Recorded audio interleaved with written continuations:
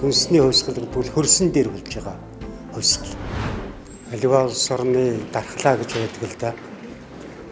Энд бол одоо хүнсний өмнө хөрс, энэ хоёрын ард нь хүн байдаг. Тэгэхээр хүнс, хөрс, хүн гурав болвол амин шүтэлцээтэй юм гурав зүйл. Дэлхийн хүн төрөлхтнийг авчваа хамгийн гол зүйл бол хөрс. Тэгэхээр хүнсний хувьсгал гэдэг хөрсөн дээр болж байгаа хувьсгал. Тийм учраас бид ангадагчаан сайн байлгах, чанартай байлгах, үржил шимтэй байлгах асуудалд хүнсний хувьсгалын их үзүүрэн дүрээстэй байх болов уу гэж би ингэж ойлгож байгаа. Монгол улсын ерөнхийлөгчөөс хүнсний хувьсгалыг зарлаад жил болж байна та бараг тийм ээ. Тэгэхээр энэ хувьсгал бол үнэндээ улс орны хөгжлийн хувьсгал.